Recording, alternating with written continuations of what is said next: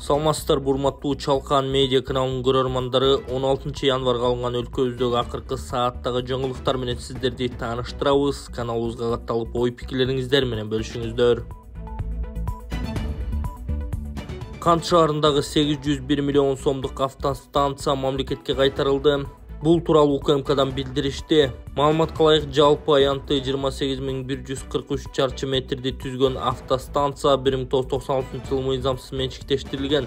Каниет ачык акционердик коому айрым үлүштүк катышуучулары менен бирге аталган автостанцияны мыйзамсыз менчиктештиришкен. Ал кезде мамлекеттин үлүшү 39,25%ды түзгөн. Бирок менчиктештирилгенден бери Каниет АКС тарабынан мамлекеттик бюджетке дивидендтер түшкөн эмес деп айтылат маалыматта. Натыйжада компания аталган объекттин мэриянын балансына өз ыктыяры менен өткөрүп бергени кошумчаланды. Урматтуу Москва шаарындагы мекендештер, Умбем клиникасы төмөнкү кызматтарды сунуштайбыз. Педиатр, гинекология, стоматология, неврология, хирургия, кардиология, лор, УЗИ жана башка. Андан тышкары массаж жана бардык лабораториялык анализдер. Толук маалымат +7 925 103 22 77. Биздин дарек Москва шаары, метро Нахимовский проспект, Сивашская 7, корпус 2. Сиздин ден соолугуңуз биздин камкордук. Бул жеңиш Айсулуу Тыныбекова тоюнан видео. Кече 15 январда Бишкекте Айсулуу Тыныбекова менен Бакберген Тоқуровдун үлпөт тою өттү. Бул тууралуу видео балбан кыздын соц тармактагы баракчасында жарыяланды. Айсулуу Тыныбекованын жолдошу Бакберген Тоқуров Талас облусунун кулуну алдагы күрөш менен машыгат. Кыргызстандыктар Борбор Азияда англис тилин билүү боюнча эң мыкты деп таанылды. Кыргызстандыктар Борбор Азияда англис тилин билүү боюнча эң мыкты деп таанылды. Англис тилдүү эмес дүйнө өлкөлөрү арасында өткөн рейтингдеги Education First English Professional Index Кыргызстан англис тилин билүү деңгээли боюнча 166 мамлекеттин ичинен 88-орунду ээледи.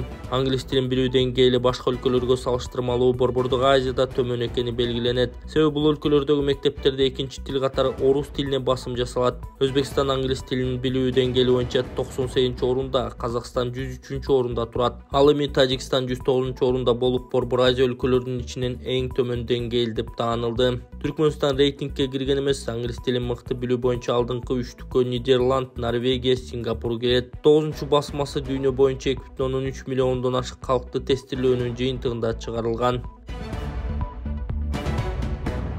АКШ Кыргызстандагы Керемет банкка санкция салды. 15 январда АКШнын каржы министрлиги чет элдик активдерди көзөмөлдөө башкармалыгынын жалпы санкциялар топтомун жарыялап, Кыргызстандагы Керемет банкка санкция салганы белгилүү болду. Кошмо Штаттардын каржы министрлигине караштуу башкармалыктын билдирүүсүндө белгиленгендей, 2024-жылдын жайынан бери Кыргызстандагы Керемет банктын расмийлери эл аралык санкцияларды кыйгап өтүү схемаларын жүзөгө ашыруу үчүн орусиялык расмий өкүлдөр жана АКШнын кара тизмесиндеги Промсвязь банк менен иштешип, аталган банктын атынан сыртка каражат которуп турган. Вашингтондун билдирүүсүндө Промсвязь банк Орусиянын аскердик өнөр жай базасындагы ишканаларга миллиарддаган доллар каржылык колдоо көрсөткөнү жазылган. Ошондой эле 2024-жылы Кыргызстандын каржы министрлиги Керемет банктын акцияларынын контролдук пакетин Орусиянын өкмөтүнө жакын орус олигархына байланышы бар фирмага сатканы айтылат. Вашингтондун маалыматында Молдован тектүү орус олигархы Илон Шор санкцияларды кыйгап өтүү үчүн схемалардагы Керемет банктын ролу тууралуу талкууларга катышкан.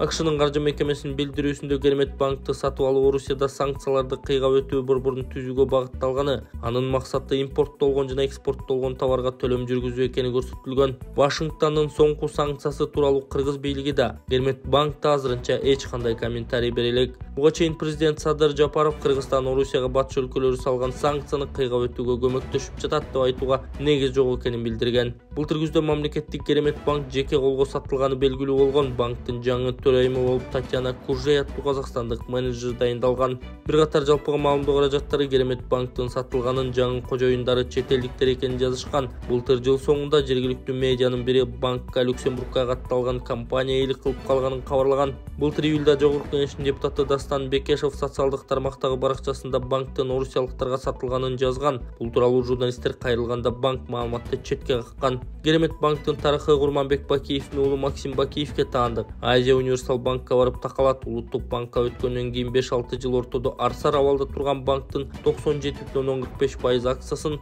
2024 март айында финансы министрлиги сатып алган. АКШ менен Евро биримдиктин өлкөлөрү 2022 жылдан бери Кыргызстандагы 10 чакты компанияга санкция салган. Алар көбүнчө өнүккөн өлкөлөрдөн жарандык да, аскердик да багытта иштетилген кош маанидеги товарларды Орусияга өткөрүп турган ишканалар болчу.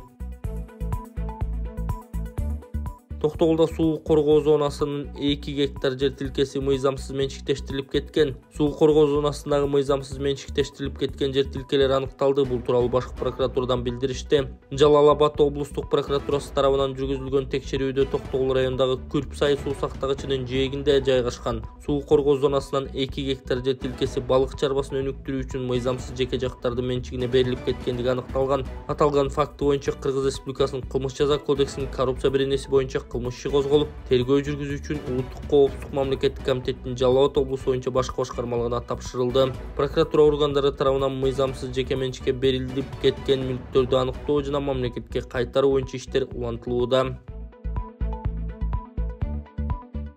92-19-97 Бегим Айты деп чыгат.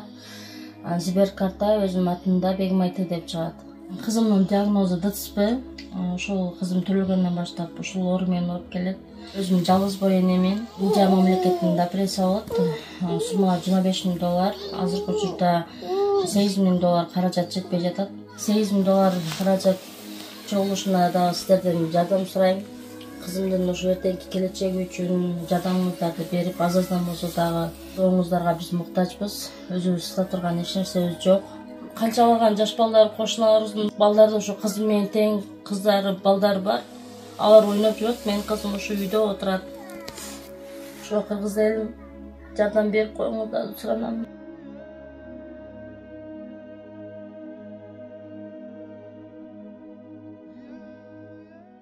Кыргызстанга мыйзамсыз алып келинген унааларга карата рейд жүрүүдө. Бул тууралуу ИИМдин жол кыймылын коопсуздугун камсыздоо башкы башкармалыгынын басма сөз катчысы Байгазы Айтикул уулу кабар агенттигине берген маегинде билдирген. Анын айтымында 2024 жылдын ноябрынан декабрга чейин жүргүзүлгөн рейд учурунда Кыргызстанга 588 автоунаа мыйзамсыз жолдор менен киргизилгени аныкталды. Анын ичинен 510 унаа Армениядан, 71 Абхазиядан, 2 автоунаа Беларусь өлкөсүнөн, ал эми 5 унаа Россиядан кирген. Бул машинелердин баары айып короого киргизилип, документтери экспертизага жиберилген деп белгиледи ал.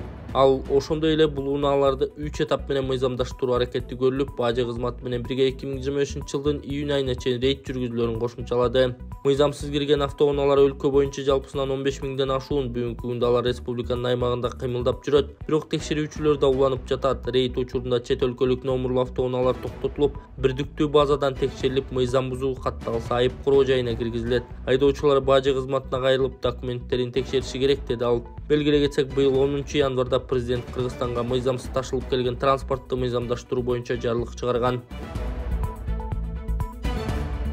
Айлин Салиха Мухаммед 2024 жылы Кыргызстандагы эң көп коюлган ысымдары аталды. Кыргызстандын санариптик өнүктүрүү министрлигине караштуу калктык аттоо департаменти 2024 жылдын экинчи жарымында жаңы төрөлгөн кыздарга жана балдарга коюлган эң көп ысымдарды жарыялады. Айлин кыздардын эң популярдуу ысымы болуп калды.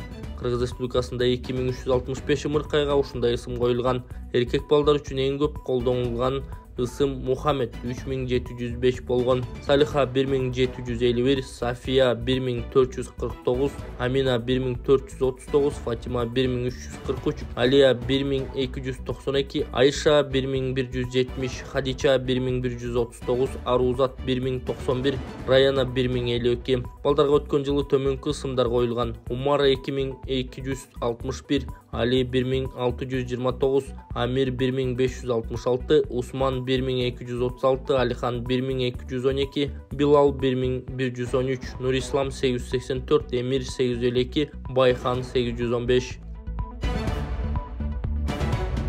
9 ayda Kırgızстанга дээрлик 3,3 миллион турист келген. 2024 жылдын 9 айында Кыргызстанга 3.280.000 турист келген. Бул тууралуу улуттук статистикалык комитеттин маалыматында айтылат. Бул убакытта Кыргызстанга келген туристтер $807 миллион коротушкан. Бул 2023 жылга салыштырмалуу 0,1%га көп. Ал эми кыргызстандыктар чет өлкөлөрдө эс алууга 9 айда $427 миллион сарпташкан. Бул 2023 жылга салыштырмалуу 5%га, башкача айтканда 20,8 миллион өскөн. Статкомдон белгилешкенде 2023 жылы Кыргызстанга 2.864.000 турист келген.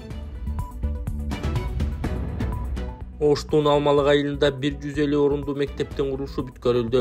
Кече Ош шаарынын мэри Бактыбек Жетигенов Алмалык айылында курулушу бүткөрүлгөн мектепти көрүп чыкты. Муниципалитеттен билдиришкендей, шаар башчысы мектеп пайдаланууга берилген соң окуучулардын билим алуусуна өнүгүүсүнө жаңы мүмкүнчүлүктөрдү түзөөрүн билдирди. 2 кабаттан турган мектеп өз мөөнөтүндө бүткөрүлүп, 150 окуучуга ылайыкташкан. Билим берүү мекемесинде спорт аянтчасы, кечи футбол талаасы, жыйындар залы, ашкана, откана жана башка зарыл болгон баардык шарттар түзүлгөн. Эсиңиздерге салсак, буга чейин Бактыбек Жетигенов Алмалык айылынын тургундары менен жолугушуусунда жергиликтүү тургундар жаңы мектеп куруп берүүнү суранышкан. Ага ылайык мэр жашоочуларга берген убадасын аткарып, мектептин курулушу 1 жыл аралыгында толук бүткөрүлдү.